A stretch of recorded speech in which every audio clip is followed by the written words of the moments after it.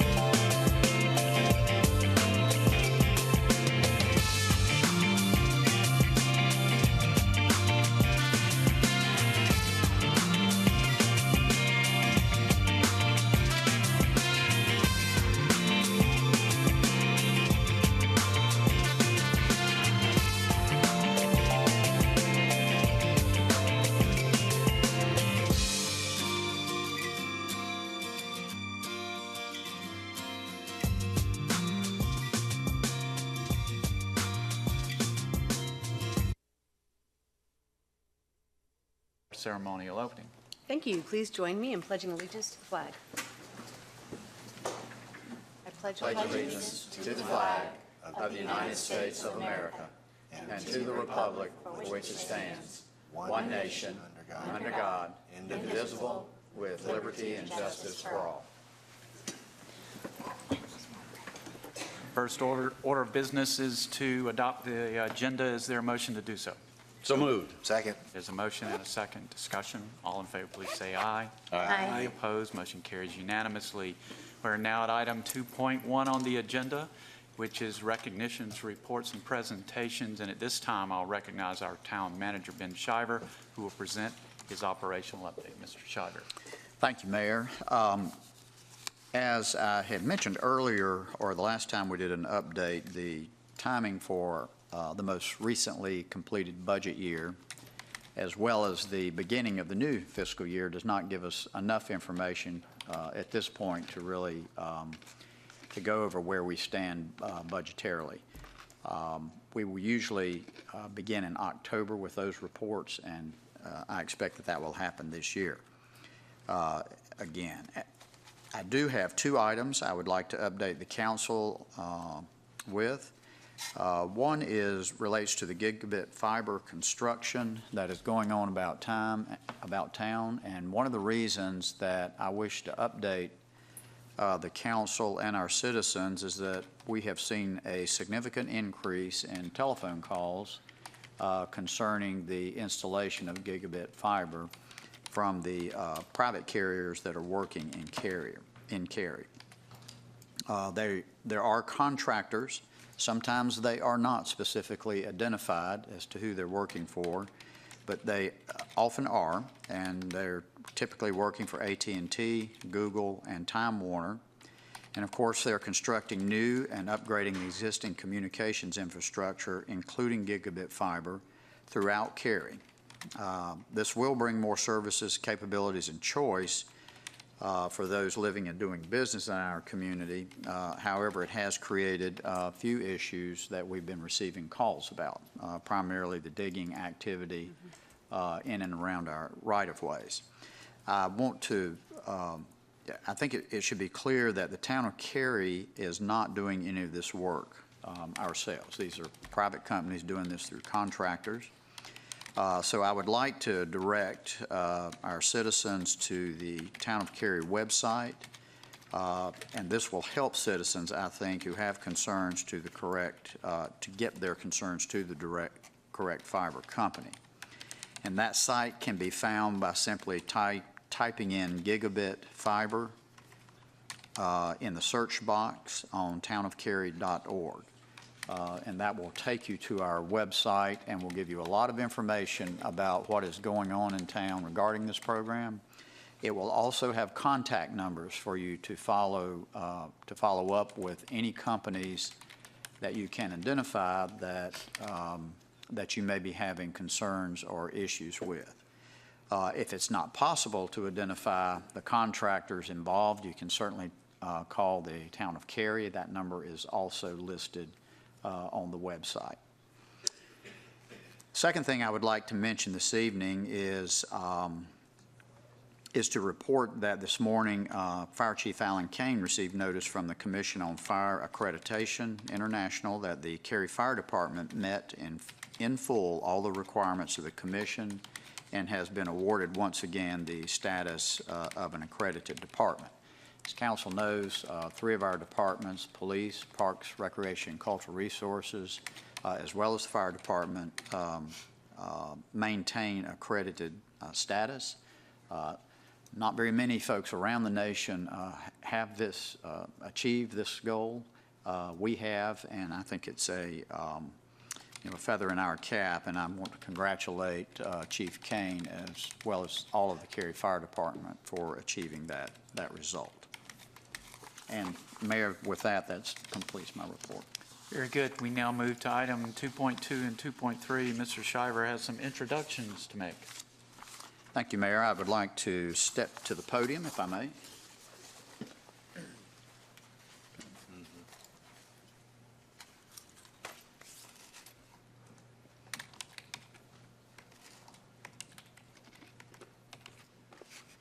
Joining me at the podium this evening is Nicole Raimundo, who has been selected to serve as our Chief Information Officer for the Town of Cary. She began work on August the 10th, and so I believe it's almost completed 3 weeks with us. She comes to us from the city of Raleigh, where she was most recently served as Chief Operating Officer for Information Technology. In her capacity as Chief Information Officer, Nicole will oversee the town's entire technology infrastructure and security to maintain service and reliability, including directing a team of 28 technology staff and a budget that's in excess of $9 million. As Council is aware, we have changed the focus of the leadership in the department, where we have now a Chief Information Officer and a Chief Technology Officer. So this is something of a new position for the town that Nicole will be filling for us. We received many applications, and the process for selecting someone was difficult. We had some very good applications, but at the end, because of Nicole's varied experience in both the public and private sectors, coupled with what we felt was an excellent vision for information technology, ended up to being sort of the perfect blend that we were looking for at this time. So I want to welcome Nicole to the Town of Cary, to the Town Council and the citizens of Cary. And I'll ask Nicole if there's anything she would like to say. Sure. Good evening, Council. Thank you for this opportunity. I'm very excited, and I'm looking forward to driving the vision of Cary forward through the use of technology. We're glad to have you, and we're excited to have you leading us in that vision. So, Thank you. welcome. Thank you, Mayor, and thank you, Nicole. I'm going to send my welcome by text. He knows how to do that now. Excellent. Sort of. Kind Thank of. you.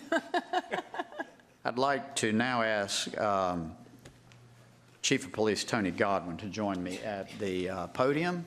Tony perhaps is a little more familiar face to everyone, since virtually his entire career has been with the Town of Cary. So we know Tony very well, and in a similar process that we went through as we did with Nicole, we searched widely for applicants as we felt that was the best process for us to do. We received many applicants from as far away as Oregon and Nevada. And as with the process for Nicole, we also had excellent applicants. So this was not an easy choice for us. But again, I would say that we selected what I believe is certainly the best person for the department after we went through the interviews. Tony has excelled in all aspects of his work with the town of Cary. So for us, it was a little bit easier because we've seen his work here with the town of Cary, and he has advanced throughout our police department organization, moving up through the organization after, I believe, first joining the department in 1990 as a patrol officer. So he spent approximately 2.5 decades, long time, moving through the ranks, serving in leadership positions on Cary's emergency response team, field operations, criminal investigations, and other positions. He served as major for both the Services Bureau and Operations Bureau. He became Cary's deputy police chief in 2014. And I would point out again, as I did just a minute ago, he's leading a nationally accredited organization, has been a big part of making sure that organization is so accredited.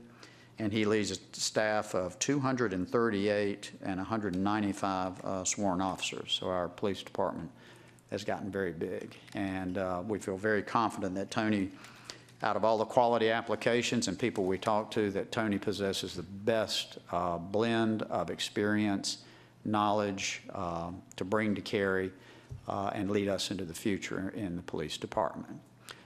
So I would offer my congratulations to Tony and wish him the best. Is there anything you would like to say? Yes, sir. Thank you, Mr. Shiver. Good evening, council. So Mr. Shiver pointed out that I came here in 1990 and started my career in law enforcement. I'll actually submit that I came here before 1990 because when I was a senior at North Carolina State and finishing up my undergraduate degree, one of the things I had to do was intern in a law enforcement agency. And my professor assigned me to come to Cary Police Department. And it was, I didn't ask for it, honestly, but it was just a twist of fate that he sent me here because some 6 months later, it's exactly where I came to work, and I've been here ever since. So I would submit we're almost 26 years in because I can't as part of that time. And one of the interesting things is I had the opportunity, it's my second or third week as an intern, to ride with a patrol officer. It wasn't the first patrol officer I rode with, but it was one of the first patrol officers I got a chance to actually go out in the car and ride with, and that was our former chief, Pat Bazemore, when she was a patrol officer. So I actually remember as an intern sitting beside her in the car and watching her do the job as a police officer, and one of my first experiences of really seeing that and getting a chance to learn what it was all about. And so some 25 years later plus, I stand here and have the tremendous opportunity to follow in her footsteps. I've been telling folks I have high heels to fill. Don't picture that. It's not a pretty sight. But very, very excited, and I want to just say I appreciate Mr. Shiver, Mr. Bajork, and the entire management team and the council for having the faith and giving me the opportunity to do that. It's a very exciting time, and I and my family appreciate it. Chief, we've all had a long time to get to know you, and we're excited for you. And while we weren't involved in the selection process, I know I was rooting for you. So Thank you, sir. I'm so glad that you're chief, and I am sure you will do an excellent job. And Thank you. And love to have another PAC alumni around me at all times. Yes, sir. Thank Once again, thanks to Tony and Nicole. Congratulations, and we look forward to working with both of you. Thank you, Mayor. Thank you.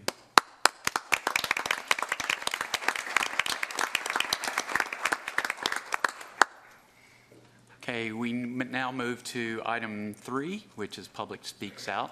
Our next agenda item, we have included instructions for your speaking on the printed agenda. And if you'd like to speak at Public Speaks Out, I would ask that you sit to the rows at the right, to my right, that's what I'm trying to say, and follow the instructions on the agenda. Public Speaks Out speakers have 3 minutes for their comments, and you may speak on anything as long as it's not a public hearing, and that's to your benefit because you get 5 minutes at a public hearing. There's a timer on the podium, and when that timer turns from green to yellow, it means you have 30 seconds remaining. And when it turns from yellow to a flashing red, I'm going to interrupt you, not trying to be rude, but trying to be fair to all of our speakers since we only have 3 minutes to speak. And so I will enforce that, and I ask that all of our speakers adhere to that guideline ahead of time. I thank everyone in the audience for respecting that this is a business meeting. Please do not applaud or make comments from your seats or anything else that might distract from this meeting. So now's the time for Public Speaks Out, and I'll invite the first speaker forward to approach the podium.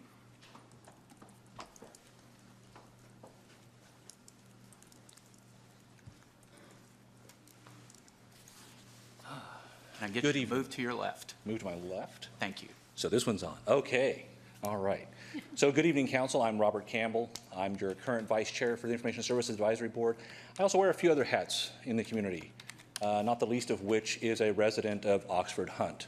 You have on your agenda tonight item 6.2, which is consideration for demolition of a property. This property we have written to you, I know I have, and I believe other residents in the community have written to you about this. We urge you to move forward with this. Another reason I wanted to speak to you tonight is because I don't believe this problem is isolated to our community. I've spoken with many members on the council that I think this is a problem that, if not growing in nature, it does exist. And I believe that while in this particular case we have no other choice but to demolish this house, we probably should find better ways to react to these kinds of situations to drive a solution that keeps our communities growing healthily instead of waiting until a domicile is essentially unlivable before we have to tear it down. I think we need to find ways to move forward and do something about these houses before we reach that point. So that's what I wanted to bring up to you. And I fully hope that we have your support in moving forward with this action in our community tonight. Another thing I wanted to bring up to you is I'm also a brigade captain in the Code for America system. We actually take this public data that Ben mentioned here about Google Fiber, about encroachments, permits, police incident data, and we publish it. So I just want to remind all of you on the council that you do have a civic force of individuals who are very much engaged and want to help contribute to making Cary a better place to be. So we look forward to working with you on that as well. Thank you very much. Thank you, Mr. Campbell. Next speaker, please.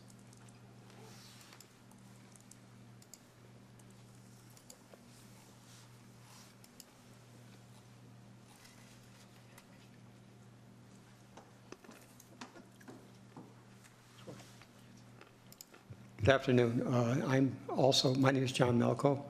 I'm also a resident of Oxford Hunt, and I just want to reiterate everything that Robert said.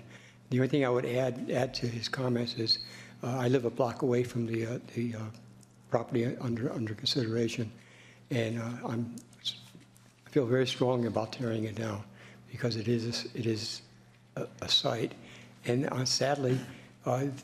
We've tried to do things about it before, and there were no alternatives. We just had to wait and wait and wait, and it's been 5 or 6 years since. And there have been young children that are attracted to a place like that, and it's just not good for a neighborhood to let something deteriorate that way over such a long period of time. So if there was some I urge you to take action now and tear it down. But I wish there was some other path that could have been a shorter route to where we're at today. Thank you. Thank you. Next speaker, please.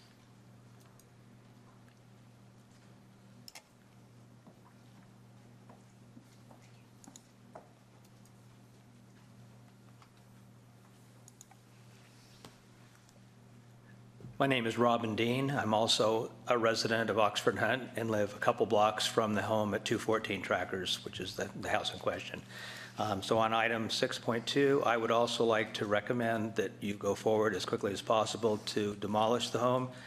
It's a terrible, attractive nuisance for kids. We've had a lot of people in and out of that house, and it just really needs to go. So thank you very much for your consideration and for taking care of us and everyone in our community. Thank you. Next speaker, please. Anyone else for Public Speaks Out?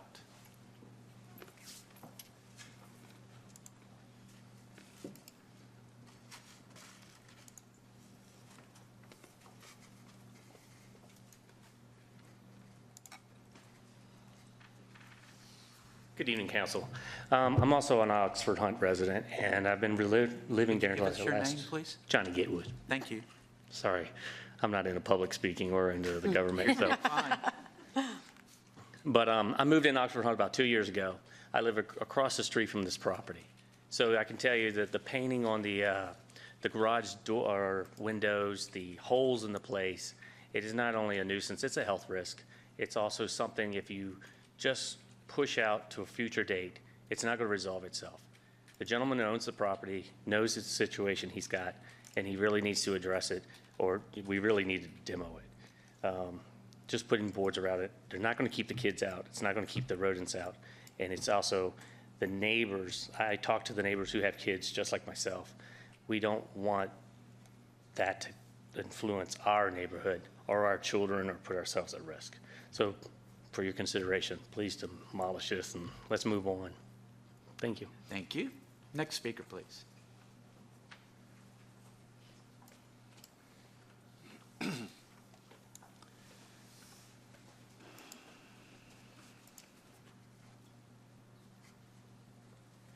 Hi, my name is Shel Kime, and I live around the corner from the house in Oxford Hunt that we've been speaking about, and I walk my dog around there every day. And the reason that my husband and I, we moved from Virginia, we moved to Cary, we found Oxford Hunt, and we loved it because it's a wonderful neighborhood. And I have been very disappointed to see so many years of watching that house fall into ruin, and people asking me, is that house for sale? Could I, have it and fix it up? And it hasn't been able to happen. So I would really urge the council to have the thing demolished. It is an eyesore. It is, again, I live in Cary for a reason, and that's because I don't want to live near abandoned buildings. And I feel like if I didn't pay my dues for many, many years, someone would say something. So I really appreciate if you could take quick action on it so we don't have that in our community. Thank you. Thank you. Next speaker, please. Anyone else for Public Speaks Out? Seeing no one, we'll close Public Speaks Out, and we'll move to item 4, which is our consent agenda. For the benefit of the people watching our meeting on TV, we're going to take a moment to review all our consent items. One vote approves all of these items. After reading all of these items, I'll ask council members if they would like to pull any of these items for discussion. On the consent agenda, we have minutes, ratification of resolution, Wendy's at Bradford, Kenneth W. Maynor annexation 15A11, 2495 O'Kelly Chapel Road rezoning 15 REZ09, consistency statement for 15 REZ09, land development ordinance text amendment round 30 item D, consistency statement for LDO round 30 item D, schedule public hearing for round 33 land development ordinance text amendments, MS Holdings property at Wilson Road, 15 CPA 02. William and Billy Mills annexation, 15A15. High House Road properties annexation, 15A12. Jeffrey M. and Gina L. Wall annexation, 15A07. Economic Development Strategic Fund. Google Fiber Huts, Duke Energy Progress request for utility easements across 2 town-owned properties. Agreement with NCDOT to construct the Green Level West Road widening project. Would council members like any of these items pulled for discussion? If not, I would entertain a motion to approve the consent agenda. So moved. There's a motion. And a second. Discussion. All in favor, please say aye. Aye. Any opposed? Motion carries unanimously. We now move to item 5, which is public hearings. Public hearings, very much like Public Speaks Out, except for 3 minutes. You have 5 minutes for public hearings. Our first public hearing is a land development ordinance text amendment round 31 items A and C. Council will not take action on these items tonight. Instead, we're going to request our Planning and Zoning Board to review these items. It will come back to council at a later date. And Ms. Bierman of our staff is here tonight to present this item. Ms. Bierman. Good evening, Mayor and Council.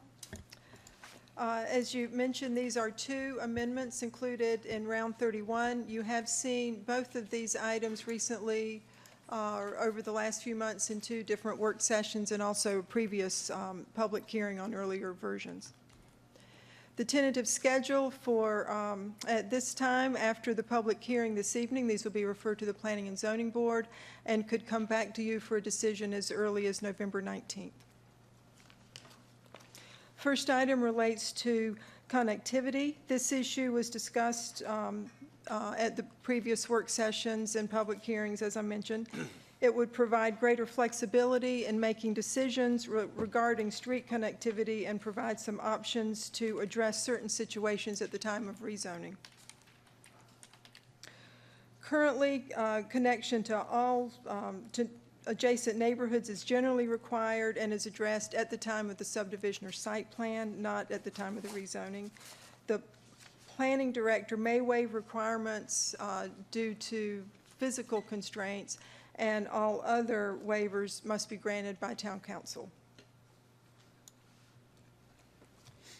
This amendment would classify existing neighborhoods into one of three tiers, and those tiers would be based on when the development plan for the neighborhood was approved, whether or not there are existing street stubs, and whether or not public safety concerns exist that relate to access. The connectivity requirements for a new development adjacent to an existing neighborhood would be based on the tier.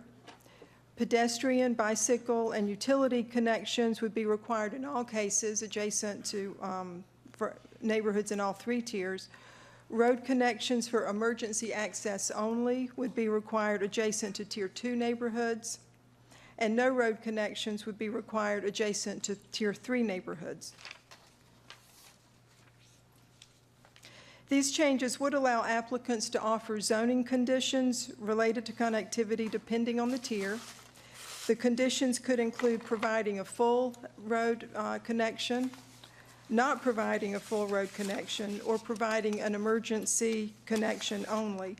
And those conditions could be accepted, again, based on the tier, and in all cases would need to be more restrictive than the LDO requirements that would otherwise apply. The second amendment tonight relates to dimensional standards that apply to in low-density residential areas. This amendment was prepared in response to concerns that some development in areas designated for low density fails to meet expectations related to lot size and other dimensional standards, even when density standards are met. This issue has also been discussed at work sessions and a prior public hearing. Based on feedback and council direction, the amendment currently proposed would prohibit new TR and TR conditional use districts where the plan designation calls for very low or low density residential development. It would also specify which plan designations would be required in order to request rezoning to certain residential districts. And this table identifies where R12, R8, TR, and the RMF zoning districts could be requested, and then that would also apply to the corresponding conditional use districts. I'd also point out this change is intended to apply to rezonings that are submitted after the effective date, so the rezonings that are in process would not apply, and that is a change that will be added as this moves forward to the Planning and Zoning Board. And that concludes staff's comments. Will be available for questions following the public hearing. Very good. Now's the time for the public hearing for land ordinance text amendments, round 31's items A and C, and I'll invite the first speaker forward. Anyone to speak at this public hearing? Seeing no one, we'll close the public hearing, open it up to council members for questions, comments. None? Okay. As was stated by Ms. Bierman, this will go to our Planning and Zoning Board and come back to us at a later date. Thank you, Ms. Bierman. We now move to item 5.2. It's a public hearing for 532 Walnut Street, 15 REZ 10 rezoning request. We're going to hear a staff report, allow the applicant to explain the request, and conduct a public hearing. Council will not take action on this item tonight. Instead, we're going to refer it to our Planning and Zoning Board. Ms. Grannon of our staff will introduce this item. Ms. Grannon. Thank you. Good evening. This is a request to rezone approximately 1.54 acres located at 532 Walnut Street. Subject property is highlighted here in yellow. A zoomed-in view shows the proximity of the property close to the Cary Swim Club. Land use plan designation is low-density residential, and the existing zoning is residential 12. The applicant is proposing a zoning designation of residential 8 conditional use. Conditions proposed by the applicant would be that the use be limited to a maximum of 3 detached residential units, that the lot size be a minimum of 13,000 square feet, and that the building setbacks meet the R12 standards. Here's a comparison for you from the LDO of what those R12 standards are. The R8 district and the R12 district both would require a 50-foot roadway setback. R8 requires a minimum of 5 feet and a combined 20. The R12 district would require a 10-foot on each side. And then the biggest difference here was the R8 zoning district has a 20-foot rear yard setback. R12 requires a 25-foot rear yard setback. So the applicant, again, is offering to meet that R12 standard for those setbacks. The biggest difference between the two districts, that is the reason for the request, is the lot width in R8 is 60 feet. The lot width in R12 is 80 feet. They could not get the yield that they wanted for the 3 houses and meet that lot width. There's sufficient land to put in 3 houses under the current zoning, but not meet the width requirement. Property owners within 800 feet of the subject property were notified by mail of the request, and the property was posted. There was a community meeting here which occurred in the council chambers, and several adjacent property owners attended. The concerns from the neighbors focused on stormwater management, compatibility with the existing neighborhood, and questions for the builder about building design and quality. Staff was able to explain to the neighbors that things pertaining to building materials inside the home and the value of the home were not zoning conditions that could be introduced. And we did make sure that the neighbors knew they could contact our Water Resources Division for questions about stormwater management, some existing conditions that apparently had existed for a number of years in the adjacent neighborhood. So let them know who they could reach out to with those questions.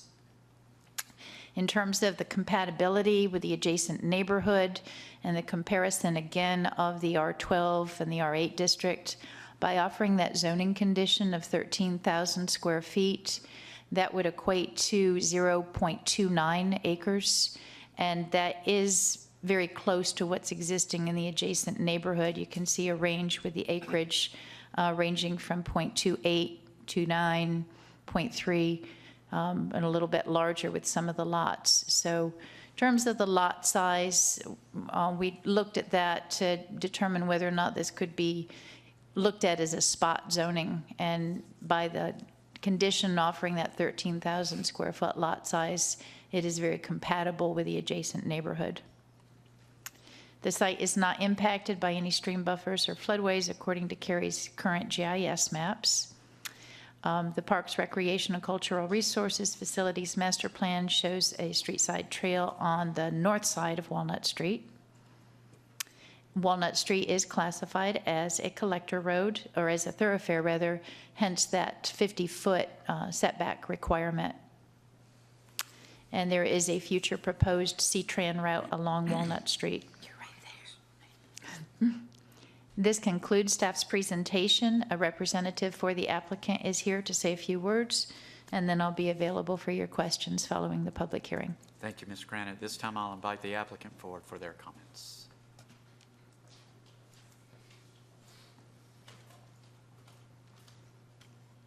I'm Lenny Sullivan, and I represent the applicant. Your staff summarized our position. Obviously, with the conditional uses applied to it, we're meeting the lot sizes as the current zoning would have. need and also the setbacks. Also, I think we're in compliance with, consistent with what's surrounding us. Very good. Thank you. Thank you. Now it's time for public hearing, REZ 15 REZ 10, the Walnut Street rezoning, and I would invite the first speaker forward. Anyone to speak at this public hearing? Seeing no one, we'll close the public hearing, open it up to council members for questions or comments. Don, how close are you to this lot? You can almost see my lot on the screen, but that's not what it's about. I guess I have questions. If the applicant could come back, please. I just better want to understand how this lot's ultimately going to be subdivided and how that is going to meet the look and feel of the existing neighborhood along Walnut Street. Are you basically taking that purple box and splitting it in thirds? Yes. Every house will be set back as far as? Well, 50 feet is our minimum, but yeah, you're going to split it along Walnut Street, thirds. Okay, so it's not like two and then one stuck in behind? Nope, okay. Nope, be conventionally just 3 lots, perpendicular with the road. Okay. That does help answer my, it's compatible with a lot of the development behind it. I can't say it's compatible with the development along Walnut Street itself. There are some nice homes along Walnut Street, and I really worry about how this fits in with the character of that community. But hearing how the lots are going to be split does help. So those are my only questions at this time. Okay. Quick question. Does anyone know how far the neighboring houses are set back off of Walnut Street? Is that a staff question? Mm-hmm. Oh, okay. Looking at staff, sorry. They would be required to meet that 50-foot setback, but I'm not sure exactly what they are. We can certainly get that information as we go forward. I think it would be helpful for that information to be provided, because even though the minimum is 50 foot, if those houses are set back further than that, and I don't know how deep these lots are, but if they're set back 75 feet. Or then less. Maybe they're non-compliant. They were built before these guidelines. Yeah, it would just be nice if they were kind of in line with the other houses, so there was consistency. Right. My guess would be 50 to 75 feet, but I can't swear to it. Yeah, I don't believe the aerial is really going to give us it may not be that much. Some of them may be a little bit closer. So, Okay. yeah, these look like they are a good bit closer than that.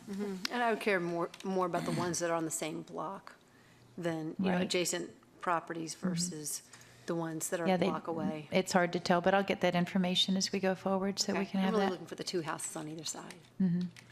So while you're there on that slide, that's a good slide.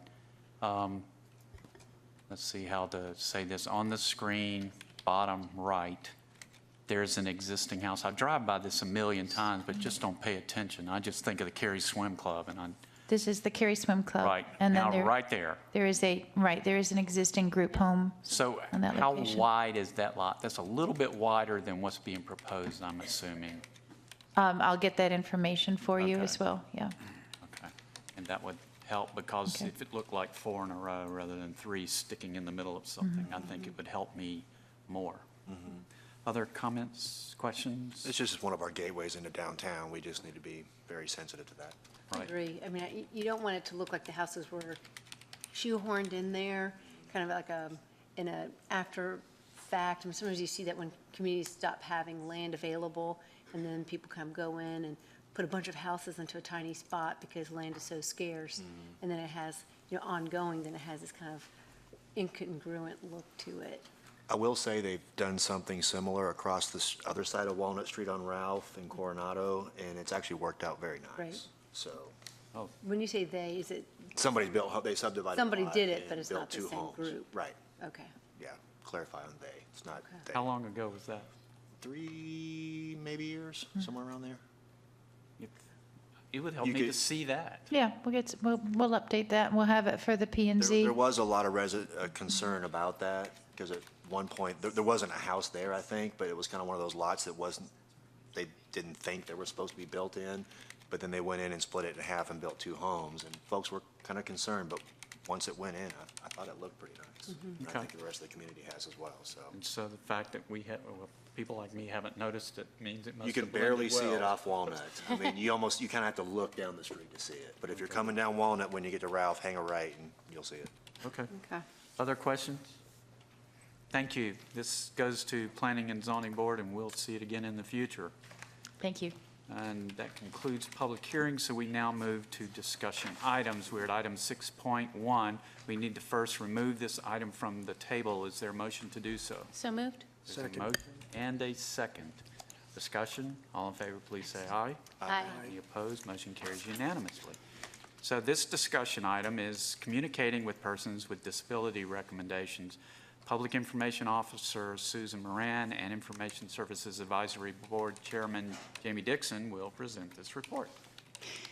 Good evening, Council. For your consideration tonight is a report that was drafted at your request by your Information Services Advisory Board discussing what opportunities we have to improve how we communicate with our citizens who have disabilities. Chair Jamie Dixon will summarize the report for you, and then we'll both be ready to answer questions when he's finished the report. Jamie. Thank you, Susan. Is that loud enough? It's fine. So, Mr. Mayor, members of council, sometimes I'm better with computer language than the English language, but I'm going to try to get through this first sentence. My kids said it was okay. Per council direction, the Information Services Advisory Board has examined and offered recommendations for the town communications with persons who have disabilities. It's a mouthful. I'd like to highlight some of the items of this report, perhaps in a little bit more succinct manner. Many people with disabilities and their caregivers are unaware of the services the town has to offer. In addition, town staff may not be uniformly aware of procedures that address communicating with people with disabilities. This report is a blueprint of how to address this issue. It recommends the confirmation of target audiences, building measurement systems, and beginning to aim at individual groups with specific actions. The board also advocates using non-traditional mechanisms and building awareness that leverage Cary's existing assets. For example, a C-Tram bus campaign or trailers at the Cary might be a highly effective and cost very little way of reaching individual groups. I'd like to take a moment to recognize that this was truly a team effort from the board. Every member contributed to this report, from primary data collection to interviewing town and state government staff to bringing into the board meetings disability advocates and citizens from Cary who have disabilities.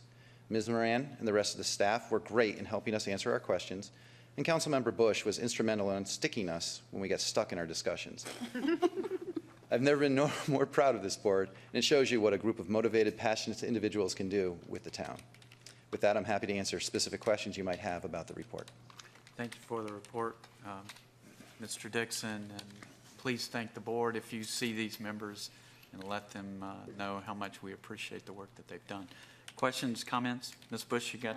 I do have a couple of comments. First, I'd like to recognize Mr. Dixon. This is really his last official act as chair of the ISAB, and so I'd like to thank him for his years of service and getting past Robert's Rules of Order.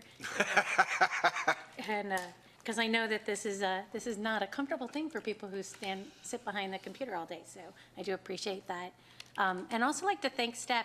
When he said that they interviewed people, they brought in people with hearing disabilities and an interpreter into our ISAB meeting. They interviewed people from the mayor's task force. They interviewed town staff. I mean, it took a pretty Herculean effort to get to everyone. So although he says it kind of offhanded, I really haven't seen this kind of work done in a cross-functional way before. So the ISAB did a great job. There were two things that I wanted to just point out that I thought were interesting for staff, for the council, and for people who are watching. One is that approximately 20% of Cary citizens are going to have a hearing loss by 2030. And that's a really large number. Sorry, do you want me to say it louder? A little bit. And that was kind of surprising to a lot of us as we were working through this. And what does it mean to get to people who have to have a different way of communicating with us? The second thing that I thought was important was that this is a pretty substantial list of recommendations, and some of these may have funding requirements and requests, And my recommendation is, because it is a list, that we ask staff to look at the list and prioritize it based on the priorities already given to ISAB. Some of them are already being done. We have an ADA coordinator in Scott Hecht who's sitting around here somewhere. There's some things that can be done to streamline some of the processes, especially within our federal guidelines. And there are some activities like communicating, as Mr. Dixon brought out, that are pretty innovative, putting posters in our CAT buses, which we already have the capability of doing. Finding new ways to reach out to this community. It's a great list, and I really think that it's something we can utilize to make Cary an even better place for everyone to come to for information. Other questions, comments? Mr. Yerha. Just two comments. One, I think it's very appropriate for this report this year. This is the 25th anniversary of the Americans with Disabilities Act, as we were reminded at a public hearing, or as Public Speaks Out a few meetings ago. So I think that's great. And secondly, reading the report, I really think it gels very much with our Aging Issues Task Force report, which was presented earlier this year, because that had a recurring theme of communication. In both the disabled population and the aging population are increasing rapidly here, as you know, in Cary. So I think both of these reports are great places to start in meeting the needs of that population. It's a very thoughtful report, very comprehensive. Well done. Thank you. Thank you, Mr. Yerha. I believe a motion's in order to accept the report and direct staff to review and report back on ways to incorporate findings into the town operations. Well, you said it, and I'll move it. So Okay, moved. there's a motion. Second. And a second. Further discussion? All in favor, please say aye. Aye. Any opposed? Motion carries unanimously. Thank you, Thanks Council. again, Mr. Dixon. Thank you, Ms. Moran. We now move to our next discussion item, item 6.2. It's in order to demolish and remove dwelling 214 Trackers Road in the Oxford Hunt subdivision. Mr. Smith will present this item, and then council may take action. Mr. Smith. Good evening. For you tonight is, for your consideration, is an ordinance ordering the demolition and removal of the dwelling at 214 Trackers Road. This property has been abandoned for a number of years, and due to that has slowly deteriorated and has been subject to vandalism. It has been determined to be dilapidated under the town's minimum housing code. Professional estimates to bring the house up to minimum housing standards exceed $59,000, while the tax assessor's recent value of the structure is only $29,000. Staff has made numerous attempts to contact the owner to attempt to arrive at an alternative to the town-ordered demolition of this house, as has at least one neighbor has made an unsuccessful attempt to purchase the house from the owner. Adequate time has been allowed for the owner to comply, and to date, no action has been taken by the owner to come into compliance. Due to the extent of the damage to the house, its vacant and hazardous condition, and its detrimental impact to the neighborhood, staff recommends council order the demolition and removal of the dwelling by adopting the ordinance that is attached to your staff report. The owners will be given a further 45 days to demolish the house themselves, or the town will carry out the demolition and place a lien on the property to recover our cost. This concludes our presentation, and I'll be happy to answer any questions. Mr. Smith, I appreciate it, and I appreciate the staff report especially. Well, I don't know if the pictures were in the staff report or in an email I got, but they're very disturbing. What I'm trying to get a grip on is the owner. What is their motivation not to do anything? I'm just baffled. If you don't want it, sell it. This is. Do you have any clue of what the motivation is there to just sit on it and let it rot away? No? It is a puzzle. Even the bank, they started the foreclosure, and they even abandoned the foreclosure in the middle of it. And oh wow. Nobody seems to care about this house at all. So wow. Can you tell us how many really houses like this are in Cary that you know of that are in a state of abandonment and disrepair like this? And maybe not to this extent. There are a but- number. In fact, we were working on approximately 4 at the same time. We were able to work through the sale of the other 3 and found someone who went in and repaired them and put them back on the market. This one just didn't work out for us. So, How long does how long does it take for a house to sit abandoned with no attention whatsoever for it to get to a state like this? unfortunately, it takes 3 to 4 to 5 years. This one was about 5 years, and it's I wish there was something else that, under the minimum housing code, that we could do in the interim, but it's just, the minimum housing code requires the house to become more than 50% of the value before we can do something, and unfortunately, it takes a while for that to occur. Okay. In this case, the county's tax assessor helped us out by lowering the value of the house, so prior to that, we couldn't do it because the value of the house was too high. It didn't meet that definition, and so they helped us out by lowering the value. But How interesting. How much did they lower it by? it was about $180,000 prior to. 180, okay. Yeah. Tells you how bad the house is when it goes Yeah. from a $180,000 tax value to $29,000. No, it goes to 99, because 180 was the house and the property, right? No, It was just the house? Yeah. Oh, my gosh. Tells you how bad it is. That's really bad. Yeah. So you spoke about the minimum housing code, which was, I assume, set by the legislature?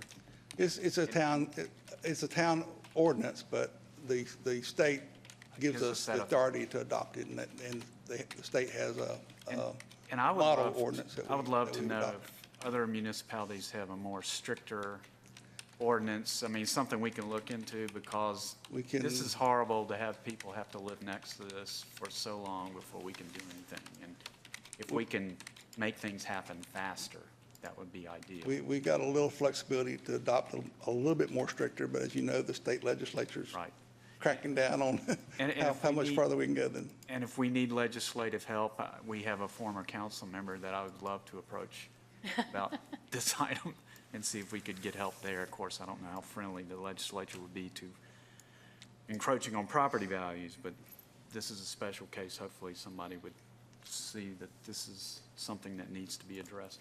Other items? Well, the only comment, I actually received a phone call from today from a citizen who actually grew up on Trackers Road that was just inquiring about possibly acquiring the property to fix it up, but hearing that we've already had people that have been, or at least somebody that's been interested in it and could not even make contact with the property owner to buy it, I don't see any reason to stall this and drag out the process any longer. I think the residents and neighbors have suffered long enough. It's a health hazard, it's a safety hazard, it's an eyesore, it's dangerous, and it's attracting vandals. I mean, I think the town has done everything we can to do this the right way and go through the right process. And if we can't get a response, we just need to take action. I agree. And on that point, 45 days is what you said before we can issue the order. Then how long after that before we can start something? I would love to have this lined up and get it done as quick as possible. During the coming 45 days, we'll be getting contractors' bids and so forth, so we'll be able to, as soon as that 45 days up, we'll be ready Award to the go. contract Yep. and say go. Yep. Okay, very good. Will Is the we, lien- Sorry, I just want to know, the lien that's put on this property is for the recovery of monies to demolish it only? We'll be recovering those costs, plus we've had some legal Okay. costs, That's what I wanted.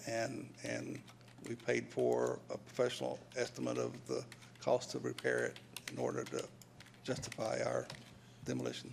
my only other question, and I don't know if it's worth it, if any, I have not been in the house, but if we would be calling Habitat or the folks at Restore to see is there anything they want before it's totally torn down. We've offered that to the owner. Didn't But after- themselves available of that resource. We have demolished another house near your place of business through Habitat. But after 45 days, we can send them in there and say, take what you like, we're getting ready to knock this down. That is a good resource. It will delay the demolition a little bit because they take a little bit longer to do that. But Okay. we can do that if you like. I see someone coming up. If I could add, excuse me, we've had this issue come up before, and it's not our property to make that available to Habitat. That makes sense. So we can tear We it can down, suggest take it, away. but can't force that, yes. We can tear it down and demolish it, but we can't let somebody make use of the valuable items within it. We can tear it down because the state gives us the authority to do so, but we can't offer the property. We can't donate the stuff because we did not have the authority from the state to donate his stuff. But we can But we crash can and burn. Crash and, yeah. Okay. And I said, as I said, we've offered the assistance of Habitat to the owner previously, and they did not take our offer. Okay. Are we in touch with the owner? I mean, that's one of the things I don't understand. He has occasionally emailed me, but the owner has not appeared at any meetings or anything that we have tried to set up with him. Wow. Okay, I believe motion's in order. I'll make a motion to move forward with staff's recommendation I'll for second it. 214 trackers. Second it. There's a motion and a second. Further discussion. All in favor, please say aye. Aye. Any opposed? Motion carries unanimously. Thank you, Mr. Smith. And thanks for the folks that came out and for expressing, and we're very sorry you had to suffer through this. And bear with us. Hopefully, we can help make it right. Okay, we move to our last discussion item, item 6.3, Cary Morrisville Utility Agreement. Mr. Miller will introduce the item, and council may take action. Mr. Miller. Good evening, council. For your consideration tonight is a utility agreement between the town of Cary and the town of Morrisville that would supersede the existing merger agreement. The Cary Morrisville Utility Agreement clarifies how the town of Cary manages its water, sewer, and reclaimed water utility system with respect to the town of Morrisville now that the utility system merger is complete. The only new information I can add beyond that which is already in the staff report is that the Morrisville Town Council authorized its town manager to enter into this same Cary Morrisville utility agreement at its meeting on August 25th. Staff recommends that council adopt a resolution authorizing the town manager to enter into the Cary Morrisville utility agreement and authorizing the town manager to modify the agreement before execution by all parties, provided the modifications are consistent with the general intent of the attached utility agreement. And with that, I would be delighted to answer any questions you may have. Thank you, Mr. Miller. Questions, comments, motion? Make a motion to approve staff recommendation. I'll second it. There's a motion and a second. Discussion? All in favor, please say aye. Aye. Any opposed? Motion carries unanimously. Thank you, Mr. Miller. Thank you, council. That concludes the agenda. I would entertain a motion to adjourn. So moved. There's a motion. Second. And the second. Discussion? All in favor, please say aye. Aye. Any opposed? We are adjourned. Thank you. Wow.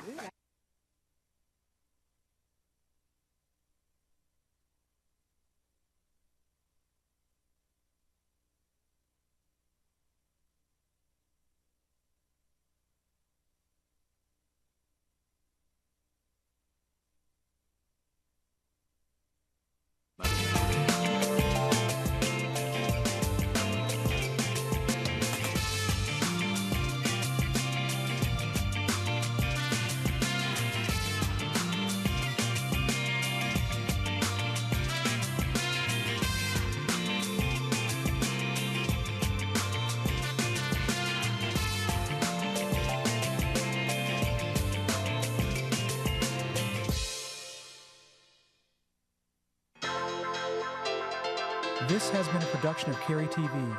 Visit the Town of Cary's website at townofcary.org.